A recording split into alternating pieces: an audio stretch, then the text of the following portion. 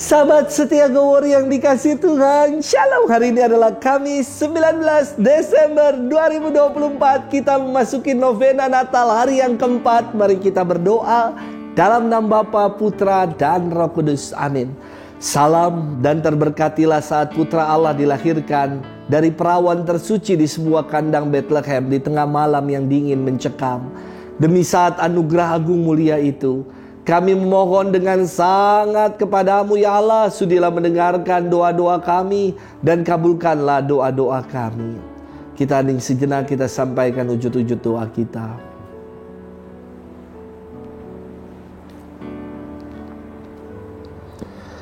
Kami mohon dengan perantaraan Yesus Kristus dan bundaranya yang tersuci. Amin. Dalam nama Bapa, Putra, Roh Kudus. Amin. Hari ini kita akan bersama-sama merenungkan firman Tuhan yang diambil dari Injil Lukas 1 ayat 5 sampai dengan 25. Kita siapkan hati kita. Haleluya, haleluya, haleluya, haleluya. Oh Tuhan, tunas Isa yang menjulang di tengah bangsa-bangsa, bebaskanlah kami dan jangan berlambat. Haleluya, haleluya, haleluya, haleluya. Tuhan bersamamu dan bersama rohmu. Inilah Injil suci menurut Lukas. Dimuliakanlah Tuhan. Di zaman Herodes Raja Yudea, hiduplah seorang imam bernama Zakaria dari kalangan Imam Abia. Istrinya juga berasal dari keturunan Harun, namanya Elisabet. Keduanya hidup benar di hadapan Allah dan hidup menurut segala perintah serta ketetapan yang tidak bercacat. Tetapi mereka tidak mempunyai anak sebab Elisabet itu mandul dan keduanya telah lanjut usia. Sekali peristiwa, waktu tiba giliran kelompoknya, Zakaria melakukan tugas sebagai imam di hadapan Allah. Sebab ketika diundi sebagaimana lazimnya untuk menentukan imam yang bertugas, dialah yang ditunjuk untuk masuk ke dalam bait Allah dan membakar ukupan di situ. Pada saat pembakaran ukupan itu, seluruh umat berkumpul di luar dan sembahyang. Maka tampaklah kepada Zakaria seorang malaikat Tuhan berdiri di sebelah kanan mezbah pembakaran ukupan. Melihat kejadian itu, Zakaria terkejut dan menjadi takut. Tetapi malaikat itu berkata kepadanya, "Jangan takut, hai Zakaria, sebab doamu telah dikabulkan. Elisabet istrimu akan melahirkan seorang anak laki-laki bagimu, dan haruslah engkau menamai dia Yohanes. Engkau akan bersukacita dan bergembira, bahkan banyak orang akan bersukacita atas kelahirannya. Sebab ia akan menjadi besar di hadapan Tuhan, dan ia tidak akan minum anggur dan minuman keras. Ia akan penuh dengan Roh Kudus mulai dari rahim ibunya. Ia akan membuat banyak orang Israel berbalik kepada Tuhan Allah mereka.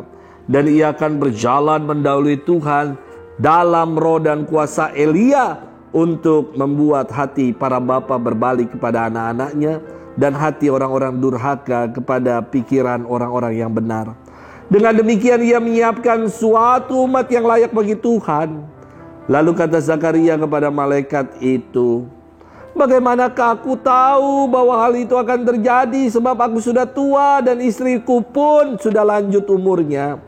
Jawab malaikat itu padanya, "Akulah Gabriel yang melayani Allah. Aku telah diutus untuk berbicara dengan engkau dan untuk menyampaikan kabar baik ini kepadamu. Sesungguhnya engkau akan menjadi bisu dan tidak dapat berkata-kata sampai pada hari semuanya ini terjadi, karena engkau tidak percaya akan perkataanku yang pada waktunya akan terbukti kebenarannya." Sementara itu, orang banyak menanti-nantikan Zakaria. Mereka heran bahwa ia begitu lama berada dalam bait suci. Ketika ia keluar dan tidak dapat berkata-kata kepada mereka, mengertilah mereka bahwa ia telah melihat suatu penglihatan di dalam bait suci. Lalu Zakaria memberi isyarat kepada mereka, sebab ia tetap bisu. Ketika selesai masa tugasnya, ia pulang ke rumah. Tak lama kemudian mengandunglah Elisabet istrinya, dan selama 5 bulan ia tidak menampakkan diri. Katanya, "Inilah suatu perbuatan Tuhan bagiku. Sekarang ia berkenan menghapus aibku di depan orang." Demikianlah sabda Tuhan. Terpujilah Kristus. Sahabat setia Gowor yang dikasihi Tuhan, shalom. Buat saya setiap peristiwa kelahiran adalah peristiwa agung Tuhan. Saya pernah dikisahkan sama mama bahwa kelahiran saya ini penuh dengan drama katanya. Kala itu rumah kami kebanjiran hingga selutut. Namun saya sudah meronta-ronta, segera pengen lihat dunia. Maka tahu kan kenapa sampai dengan hari ini saya pecicilan? Sejak dari kandungan sudah kayak gitu. Usia kandungan mama belum genap 9 bulan. Dan air ketuban sudah pecah karena saya mau terlahir ke tengah dunia. Saat itu drama berikutnya terjadi. Mama pengsan karena dibantu digotong oleh tetangga menuju ke rumah sakit St. Carolus. Dalam kondisi mama pingsan, tidak bisa berkontraksi coba. Saya bisa keluar dengan sendirinya.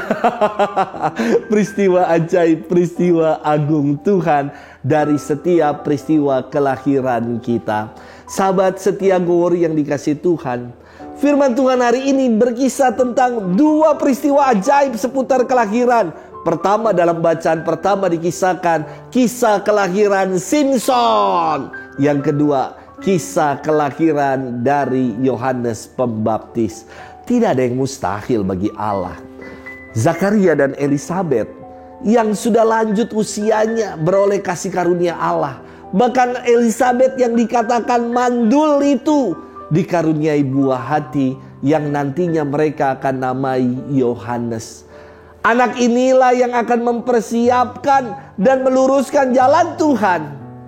Keraguan dari sikap Zakaria membuat dirinya menjadi bisu. Hingga peristiwa yang fenomenal ketika penamaan anaknya. Saudara-saudaranya ingin menamakan anak ini seperti nama bapaknya Zakaria. Tetapi Zakaria meminta batu tulis dan menulis, nama anak ini adalah Yohanes. Dan seketika itu selaput yang mengikat lidahnya gugur dan Zakaria kembali dapat berkata-kata dan memuji Tuhan. Sahabat setia Gowor yang dikasihi Tuhan, dalam hidup ini terkadang kita masih meragukan kuat kuasa Tuhan. Mari kita mau senantiasa meyakini dalam apapun yang kita alami, dalam pergulatan perjuangan hidup, senantiasa kasih Allah berlimpah-limpah bagi kita.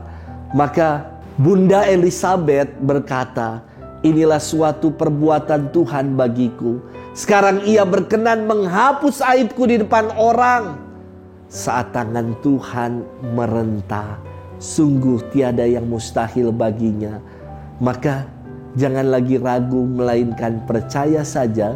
Karena setiap dari kehidupan kita, sungguh di dalamnya ada kasih penyertaan karya Tuhan yang agung dalam hidup kita.